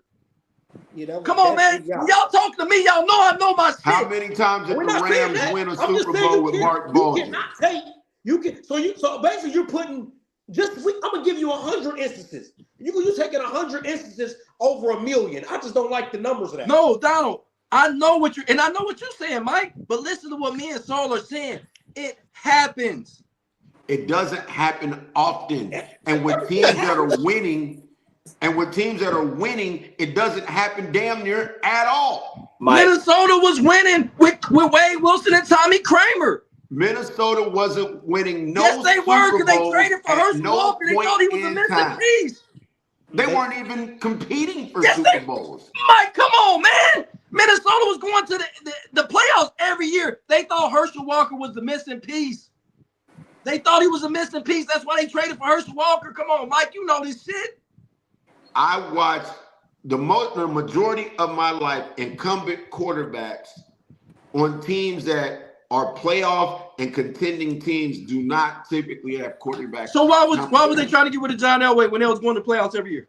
Because they thought that John Elway might have been at the end of his rope, because they had been to those Super Bowls and got thrashed by everybody that they had went. The only team that John Elway was beating was Cleveland. That was the only team he was beating. Hold on, let me get to the Super Bowl. Hold on, let me go ahead and I'm gonna drop the mic on this one. His name is Joe fucking Montana, and Steve Young had a quarterback competition and won, and they got rid of fucking Joe Montana. He went and played for Kansas City. That did not happen that way. It did happen that way. They brought him in. Steve Young won the job because guess what? Joe Montana got fucking hurt against the Giants. That was his last play when he got hit by Leonard Marshall. That was his last play. Well, okay, so let me ask you this.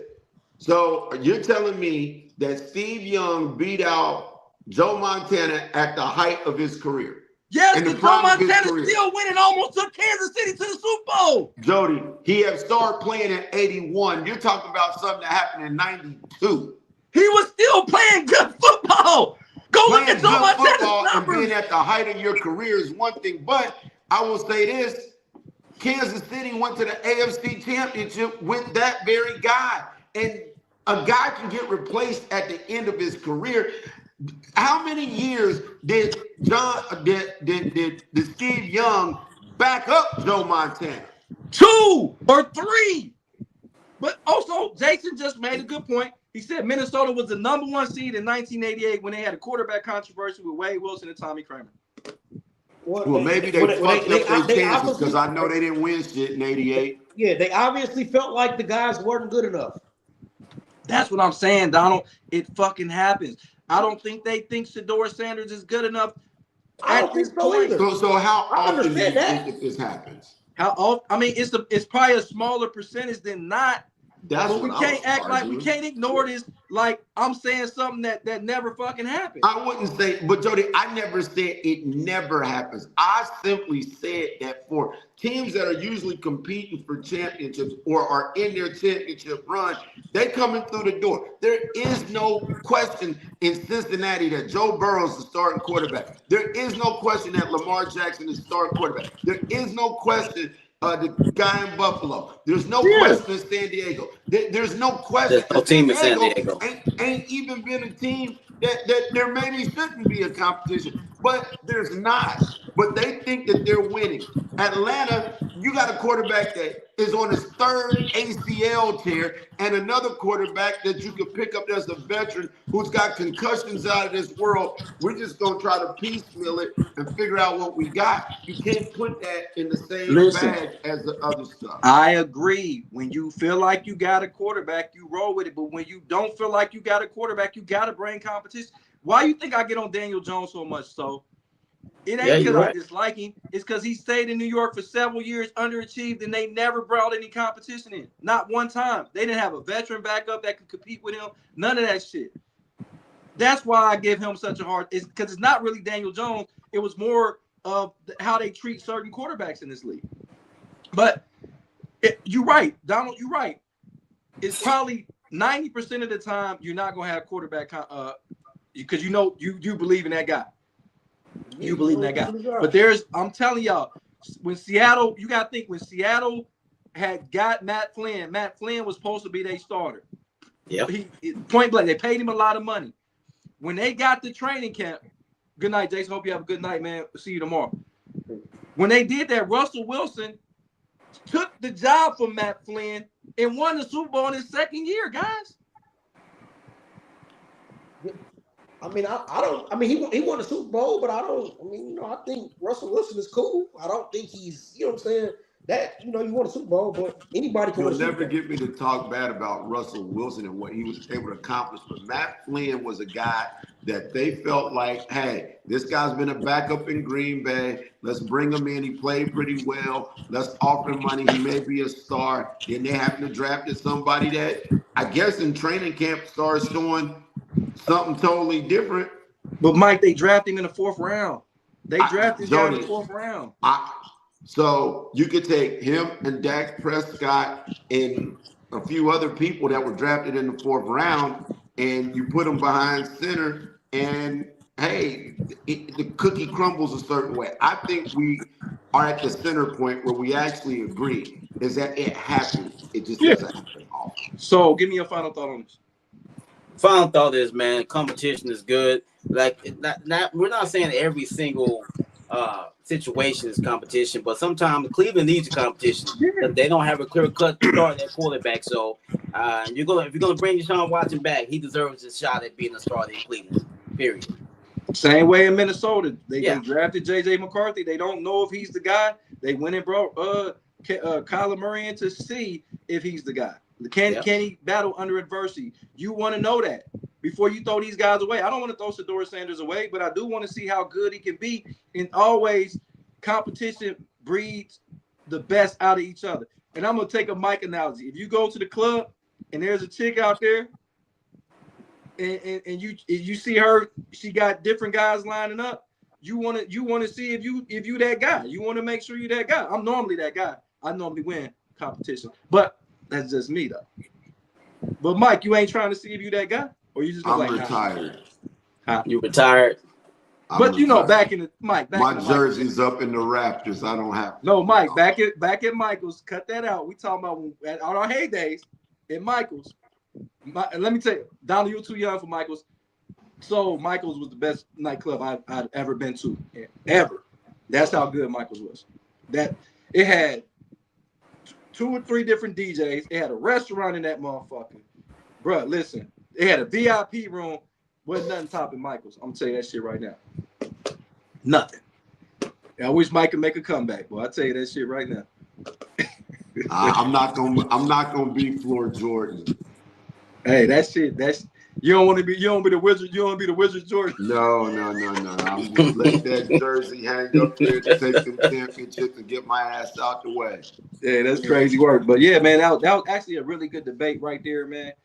Talking about the quarterback competition. We'll see how it unfolds. We haven't even got to the draft because Cleveland is a type of organization that might even draft another fucking quarterback and throw 3 quarterbacks in the mix. Carson still try Beck. to get Dylan Gabriel an opportunity. Shit.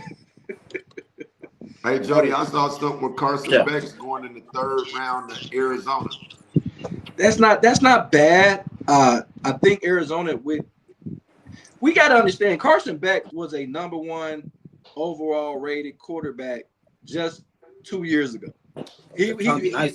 Some people were saying he would have been the first pick of the draft at Georgia if he wouldn't have got hurt. Like, so, I mean, to say that he's going in the 3rd round after having a great season with Miami, that's not far-fetched. And he had basically the lower level Tommy John surgery on his elbow. That's where the big issue really is.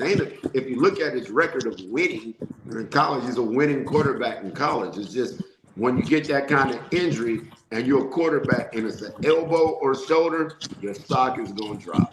Absolutely. Hey, but Mike, go ahead. I'm gonna go ahead. We had a great show today. But Mike, give me your final thought as we get out of here. Well, my final thought is going to revert back to the conversation we were having earlier. And I like to compare apples to oranges and apples to apples and fruit to fruit. And when you look at the state of Carolina basketball, it still has been the premier basketball operation in North Carolina. And in the coming weeks, because people think that just because we haven't taken somebody's coach out of the tournament or so forth and so on, that we don't have, that our job is mysteriously not the most coveted job in college basketball. I think you will find yourselves on the opposite side of this conversation in just the next couple of days when North Carolina announces whom their head coach will be. Either it will be a former college basketball coach that was in the NBA, or one of the teams in the Final Four will be losing their head coach to come to the University of North Carolina. I'm gonna say this. You know what would be the craziest shit ever? If Bobby Hurley took the job in North Carolina. Well, Jody, that's just sacrilegious. But I tell you, actually, who my third candidate is that I really would like to this is gaining traction in my mind. If they can't pull the two candidates that they most want, I'd love to see Jerry Stackhouse come in as the head coach and bring Rasheed Wallace, who's also been coaching the last several years in the NBA and otherwise. That I think that would be phenomenal, just for the recruiting and other aspects of kids relating to those guys really wanting to come through. I actually think that would be a home run. That would be a home run. I doubt the Sheed thing, but I can see Stackhouse. Donald, give me your final thought. My final thought is I was watching some stuff last night, and I had to get on Tracy McGrady. He was explaining why older guys, the ex-players, talk about the younger players so much now, and he admitted it. He said it's the money. He said a lot of guys wasn't making the amounts of money that they're making now, so it's just like, he said, we're not jealous, but why are you commenting on somebody else's because of the money? You are jealous, and that's what it is. So when people do stuff like that, it tends me to lead to digging and stuff. So I'm looking at Tracy McGrady being a Hall of Famer, and I'm wondering, like, how? You didn't even score 20,000 points. You don't have a playoff. You don't have a playoff victory outside of sitting on the bench with the Spurs. Not one series in your career. You didn't score over 20,000 points. And I'm questioning Tracy McGrady's Hall of Fame resume, like you shouldn't even be there, which I didn't want to question until it came to the point of jealousy and just trying to hate on the youth, which I'm always support, because that's just hater stuff. And I just pray as I grow up in age, I don't become delusional and just a hater of the people younger than me. Good stuff, Donald. We're gonna talk about. I'm gonna make that a topic. That's a good one. I like that, Donald. Soul on Sports. Give me a final thought. Final thought is my Texas Lady Longhorns won. They beat the number 2 seed, Michigan, by 30 plus points. Go on their way to the Final Four, where they're going to play UCLA. Look like we're going to have 4 number 1 seeds, because South Carolina's getting ready to probably beat the brakes off of TCU. So we're going to have Final Four. We're going to have TCU. We're going to have South Carolina versus UConn, and Texas versus UCLA. Man, looking forward to what happens with the ladies when they who's going to cut down the nets. It's always seemed to be chalk in women's basketball. Oh yeah. I don't know why it is like that. Well, the game is evolving, but they're still at the point that men's college basketball was years ago, where those upper crust teams just have way too much talent, and it's not spread out like the men's. Yeah. Hopefully it changed, but UConn seemed to get everybody. Yeah. Now, we got the Great Against the Grain Sports podcast. I feel like we can compete with anybody out there. No disrespect to the other guys. But what I seen was quite interesting the last couple of weeks, where my man, Cam Newton, with 4th and 1. If you haven't seen this podcast, please check it out. Very entertaining. Cam Newton is very entertaining and also very knowledgeable about what he does. But he actually Cam is the guy that take the bull by the horn. And he said, okay, all this talk with Jason Whitlock, all this back and forth, I'm going to go ahead and bring Jason Whitlock on my show. So he brought Jason Whitlock on his show, and he let him talk. So he let him say what he had to say. Jason Whitlock, which I got to respect, he stood on business. Everything that he said he was going to do or had he been saying, he said it in front of Cam Newton. He told Cam Newton, you could have been one of the best quarterbacks, but you wasn't because of X, Y, and Z. Cam and Jason Whitlock look like a very mature conversation, but that's not what my point is. My point is this: Cam Newton is on First Take off and on with Stephen A. Smith, and you know Stephen A. Smith arch rival is Jason Whitlock. And he said it, but Ryan Clark came out and said, why would you do that? Why would you do that? You know, you getting the opportunity to be on First Take. Why would you do this when this guy is your arch enemy, being Jason Whitlock? And of course, Stephen A. Smith addressed everything, not on First Take, but he addressed it on his podcast. I don't know who's right or wrong in this situation. I like the fact that Cam Newton, Jason Whitlock was talking trash. He brought him on here instead of talking around each other, talk to each other. And I think Stephen A. Smith and Jason Whitlock should do the same thing and squash all this beef, because all these guys are black journalists, and we need all our black journalists to be on the same team instead of against each other. Like you don't see this with white. You didn't see Howard Cosell get into a Brett Merceburger. You didn't see that. So my thing is find a common medium. You know Jason Whitlock gonna be Jason Whitlock. You know Cam Newton gonna be Cam Newton. You know Stephen A. Smith is gonna be Stephen A. Smith. You know Ryan Clark gonna be Ryan Clark. Let everybody be who they are, and let's just live in this world of social media without all this confrontation where you're splitting these people apart, and you got these other people looking and saying that's exactly what I want y'all to do. Keep fighting against each other. Yeah. Find a way to make it a common ground for all you guys. That's my final take. Jody, I blame 50 Cent for all of this. He's the one started all of this bullshit. Jody, can we please have that as a topic? I was gonna do it today. I'll do it. Okay, I'll do that. I was gonna do it today. On the next show, because I got a lot to say about that particular topic. Because I feel exactly the same way you feel. I just I want to unpack some stuff. Okay, we definitely had that, Donald. So look that up if you haven't seen it, Donald. So I saw it. Yeah, I paid attention to it. I also think when Cam Newton had Angela Simmons on, she called him lame. Yeah. But you know what, Donald? I'm okay with that. Me and Mike go at it all the time, but me and Mike we don't go on another podcast and talk shit about Mike, and Mike don't go on another podcast and talk shit about me. Right. If we gonna talk shit about each other, it's gonna be in front of each other. It's the personal shit that I don't like. So what if you guys don't like each other or opinions? Why you gotta get personal? There's no need for that bullshit. That's how I look at it. So you hit it on the head. I just don't like the personal stuff. We can go back and forth about such and such and such and sports, whatever the case. We debating about. That's all cool. I just don't like the personal stuff. But here's my thing. Angela Simmons said, we didn't go on a second date because you was laughing at your own jokes on the first date. But here's my thing. And this is without getting into it all the ways, though. But if somebody is stating facts or is calling into question stuff, Jody, we called into question a lot of stuff. And then we'll come back and we'll get off the show, or even during the show, we'll start looking for the facts to back up what we're saying or disprove what the other person is saying. If you play college basketball and you got a scholarship from hitting 17 threes in a row, there should be some evidence. You should be able to squash this.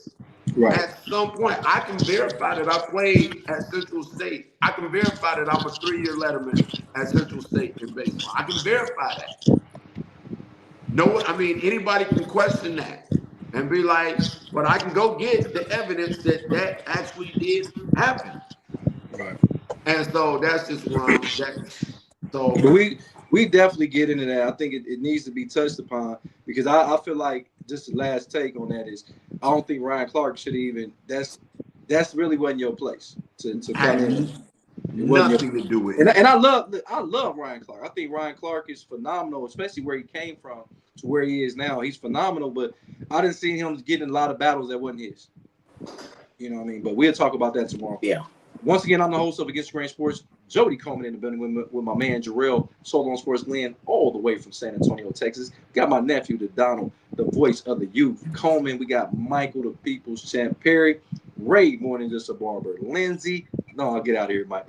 Y'all don't want to see them Reds. We got Ray, more than just a barber, Lindsay, and then we got Andrew, Mike, the Jason, the hefty lefty, and of course, guys, we can't do none of this without the super producer, Jay Kane, the chef, cooking it up in the kitchen, man. Donald, you ain't never did this. What we doing till tomorrow, man? We working. Peace. Peace.